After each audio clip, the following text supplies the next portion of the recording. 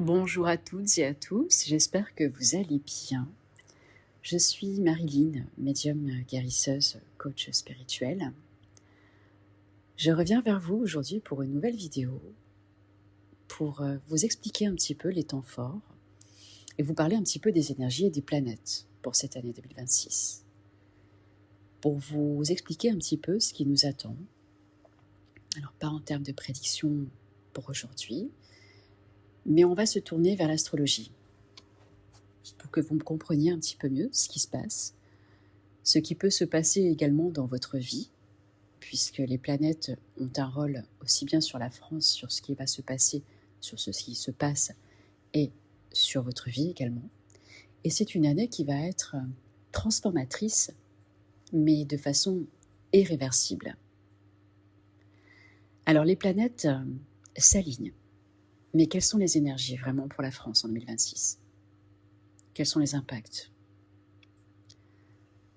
En 2026, nous entrons dans une année, vous l'avez compris, transformatrice. Une année charnière. Cela ne va pas être une année tiède. Ce n'est pas non plus une année de transition douce. Vous le voyez déjà. C'est une année de bascule. Et la configuration planétaire, finalement, le montre sans ambiguïté. Alors tout d'abord, nous avons un climat général qui est très fort. On peut appeler cela comme la fin des illusions collectives. La fin des illusions tout court.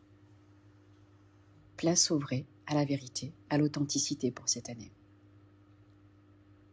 Alors pourquoi ? Quelles sont les planètes qui jouent sur ces énergies-là ?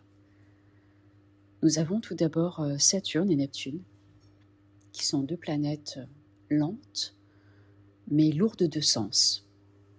Elles continuent à travailler ensemble sur ces fondations. Et cela peut avoir un impact sur les fondations sociales, idéologiques et voire même politiques. Saturne, c'est la réalité, la loi, la structure, la fondation, le pouvoir. Neptune, quant à elle, ce sont plutôt les promesses, les mensonges, parfois même quelques espoirs, mais qui sont relativement flous. Quand ces deux planètes interagissent ensemble, de manière forte, c'est le cas pour 2026, on ne peut plus tricher bien longtemps. Les masques tombent, tout ce qui est discours en surface, des projets mal construits, toutes les illusions politiques et même sociales vont se dissoudre. C'est l'impact de ces planètes pour cette année.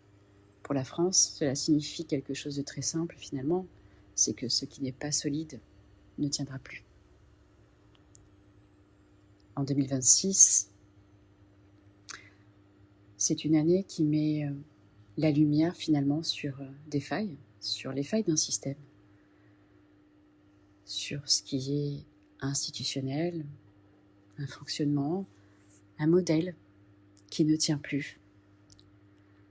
Alors ce n'est pas forcément confortable, mais c'est nécessaire.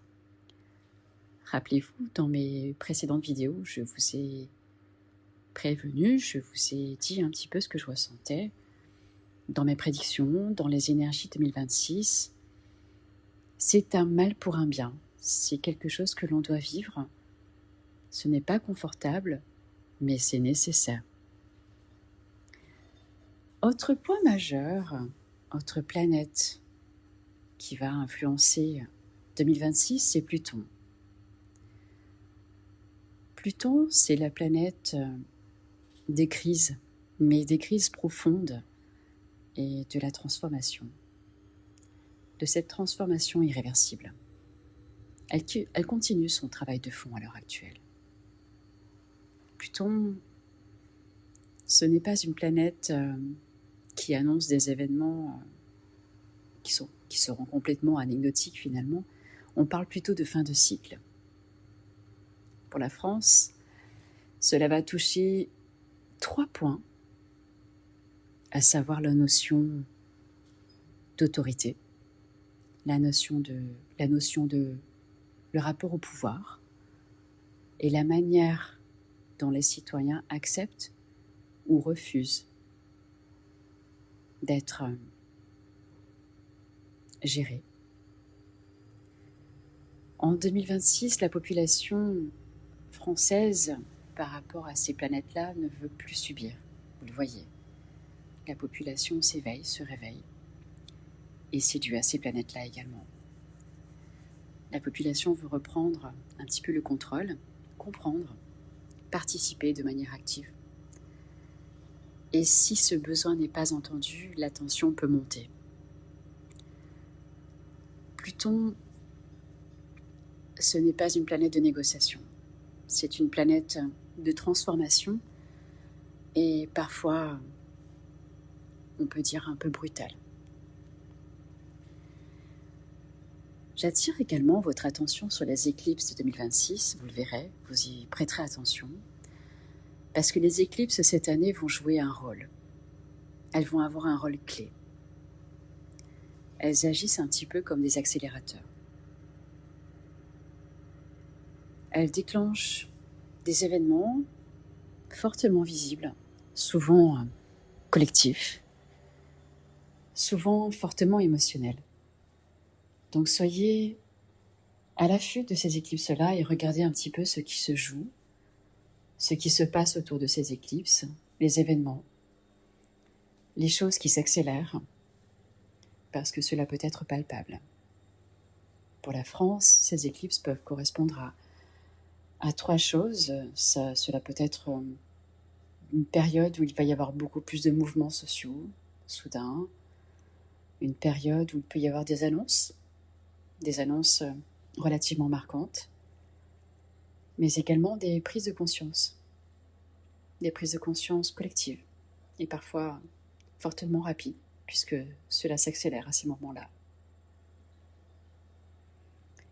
Ce sont des moments où l'on ne peut plus faire semblant, où les masques vont tomber. Mais attention, 2026 n'est pas non plus une année de crise. Le mot crise est très péjoratif. C'est plus une année de réalignement. On est plus sur une année de transformation, de réalignement, de réajustement, de vrai, de vérité. Uranus, la planète du changement, elle continue également à travailler. Elle continue de pousser vers de nouvelles solutions pour ce réalignement. Alors, le vieux monde va essayer de résister, mais le nouveau monde va insister finalement pour faire sa place. Ce nouveau monde doit exister. Et c'est cette année charnière de 2026 qui va transformer cela et laisser place à ce nouveau monde. Alors ce qui est clair, c'est que la France en 2026, elle est appelée à changer. Pas uniquement changer par des réformes complètement superficielles, mais c'est une remise en question bien plus profonde. Une solidarité accrue. Comment mieux vivre ensemble? Comment décider? Et comment être souverain? En résumé, si je pouvais vous résumer tout cela, les temps forts pour 2026 pour la France, ça va être une confrontation finalement avec la réalité. La fin de certaines illusions, la fin de certaines illusions collectives, des tensions fortement révélatrices,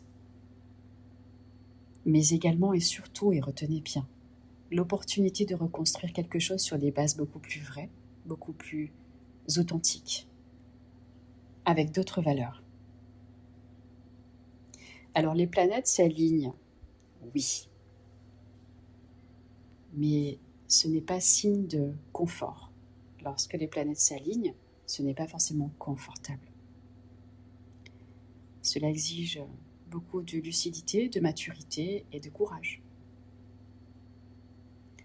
Et comme toujours en astrologie, ce qui fera la différence, ce n'est pas forcément ce qui arrive, ce qui peut arriver, mais c'est surtout la manière dont vous gérez les choses et la manière dont la France choisira d'y répondre.